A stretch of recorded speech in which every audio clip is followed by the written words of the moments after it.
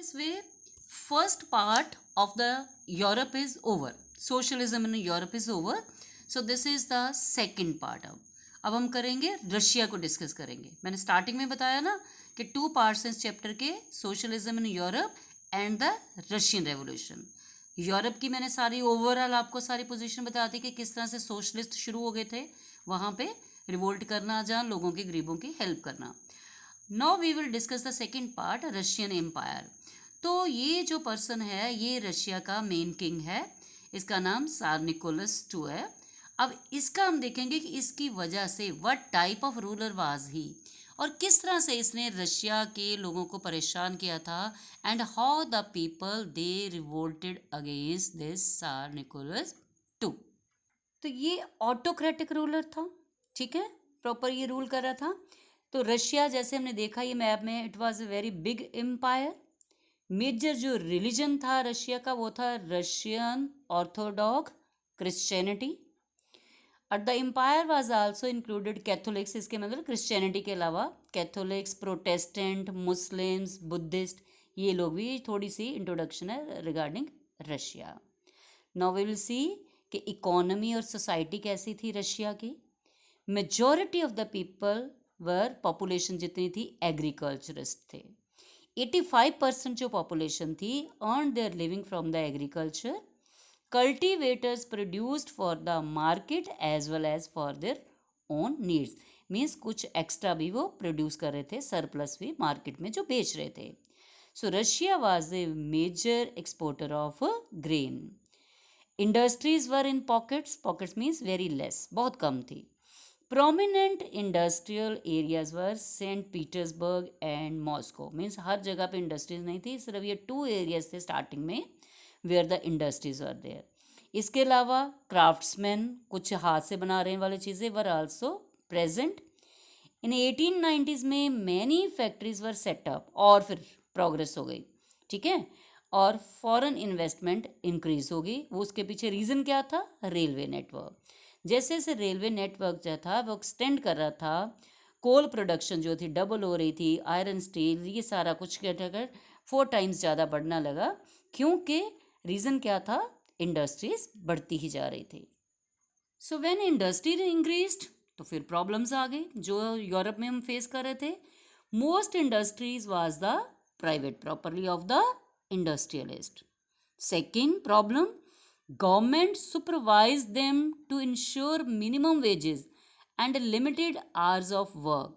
लेकिन क्या होता, but often these rules were broken. कहा जाता उनको, लेबर को, कि आपके वर्किंग आवर्स लिमिटेड होंगे, आपको वेजेस प्रॉपर नहीं मिलता. वर्किंग आवर्स थी जो क्राफ्ट्समैन और वर्कशॉप्स जो थी 15-15 आवर वर्क कर रहे थे, और फैक्ट्रीज में 10 to 12 आवर्स. सो वर्कर्स जो थे they were divided the social group, some of them from the villages and the other from cities. It means कि कुछ विलेज से आए थे लोग जो सिटीज़ में काम कर, और कुछ सिटी के ही रहने वाले थे. इस तरह से स्किल भी डिवाइड हुई थी. एग्जाम्पल, कुछ मेटल वर्कर्स थे, ठीक है, विमेन भी वर्किंग कर रही थी. 31% जो थी वो विमेन थी फैक्ट्री में जो लेबर के एज ए लेबर वर्क कर रही थी. But the women were paid very less than man.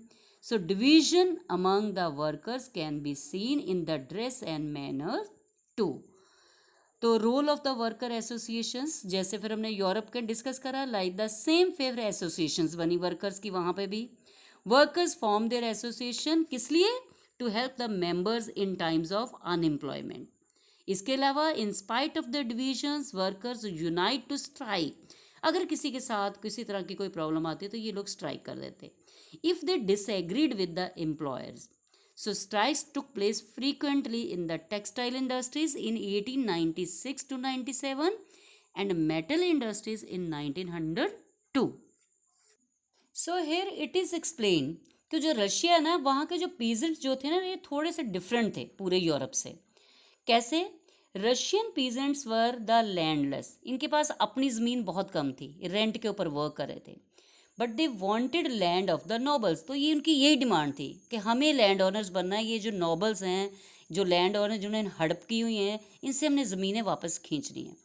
They refuse to पे द रेंट. वो गुस्से में आके इनको रेंट ही नहीं देते. And murdered the land. इतने गुस्से में आ जाते कि कई बार उनको मार ही देते. डिसरिस्पेक्ट द नोबिलिटी, उनके मन में इनके लिए कोई रिस्पेक्ट नहीं थी। They produce together and divided the profit, ठीक है, मिल के ये काम करते, फिर प्रॉफिट को डिवाइड करते, और ये डिवाइड करने के लिए इनका हेड कौन था, उसको कम्यून कहते थे, जमर कहते थे। तो ये क्या करता था, ये जो इनका लीडर था, हेड था, he divided the profit according to the need of the individual families.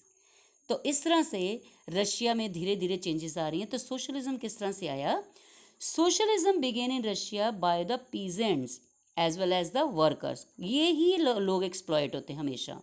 दो government has declared all political parties illegal in Russia, कि अदरवाइज अकॉर्डिंग टू गवर्नमेंट कोई भी पार्टी लीगल नहीं थी।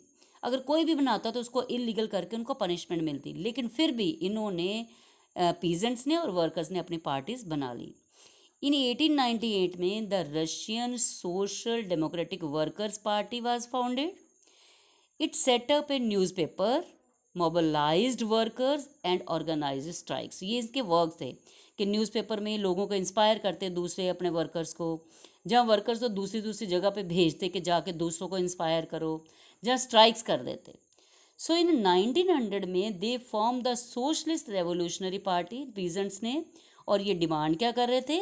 Land of the nobles to be given to the peasants and they struggled for the rights of the peasants. So Russia में जो ये peasants जो थे ना, इनका एक लीडर था जिसका नाम था लेनिन, ठीक है, वर्ल्ड में लेनिन, ये इसका फुल नेम है। तो ये उनको काफ़ी सपोर्ट कर रहा है। तो अकॉर्डिंग टू दिस वर्ल्ड में Lenin, peasants should not be part of revolutions as peasants were not one united group. तो ये थोड़ा सा ये एक अलग ही तरह से एक ग्रुप बना रहा था। वो कह रहा था कि जो पीजेंट्स जो है ना, उनको मतलब कि उनकी हेल्प करना चाह रहा था, लेकिन वो कहते हैं ये रिवोल्ट का पार्ट नहीं होना चाहिए, रेवोल्यूशन नहीं होनी चाहिए। इट मीन्स कि ये एक ऐसा लीडर था, बड़े स्ट्रांगली ये सार निकोलस टू के अगेंस्ट जाना चाह रहा था। लेकिन वो कहता है कि पीजेंट्स जो है हमारी थोड़ी जो ग्रुप है उसको वीक कर रहे हैं। वो क्यों? He said according to him कि जो पीजेंट्स हैं they were not one united group. उसके अकॉर्डिंग कहता है some peasants were very poor जबकि other very rich, and some worked as labourers other works at the capitalist. कहते ही हमें कुछ वो डिफ्रेंशिएट नहीं कर पा रहे थे कि ये जो पीजेंट्स हैं ये कैसे के हैं। कहते कुछ बड़े रिच हैं, कोई पुअर हैं, कोई कैसे के हैं। तो वो थोड़ा इनके अगेंस्ट था।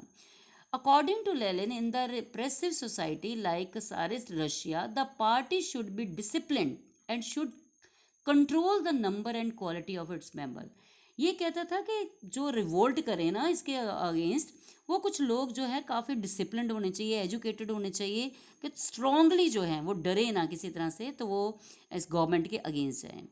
सो social democratic workers party split into two parts.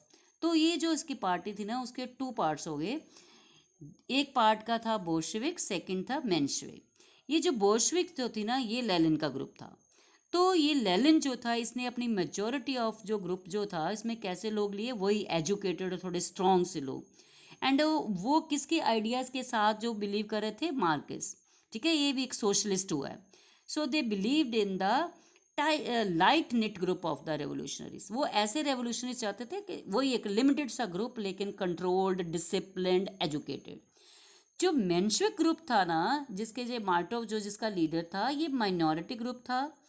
ये कम्पीट कर रहे थे इलेक्शंस के लिए। ये कहते थे कि मैक्सिमम मेजॉरिटी होनी चाहिए, ये कोई नहीं रिस्ट्रिक्शंस रख रहे थे कि पीजेंट्स हों या नहीं हों, ये सभी को मतलब के दे रहे थे। सो ये जो हमने इट मीन्स कि ये वाला करा है, इसके अंदर एक ये socialist leader particularly of Russia, उसके बारे में हमने डिस्कस करा है, ठीक है। तो नेक्स्ट आ जाता है टर्बुलेंट टाइम इन 1905। कि अब एक ऐसा पीरियड हम डिस्कस करेंगे रशिया का जिसके अंदर बड़ी काफ़ी प्रॉब्लम जो थी लोगों को फेस करनी पड़ी। कुछ वो डिमांड्स कर रहे थे अपनी कॉन्स्टिट्यूशन की, ठीक है, तो उनकी जो उनको सपोर्ट कर रहे थे कुछ नेशनलिस्ट लीडर पोलैंड के और मुस्लिम्स के, हम उसके बारे में पढ़ते हैं।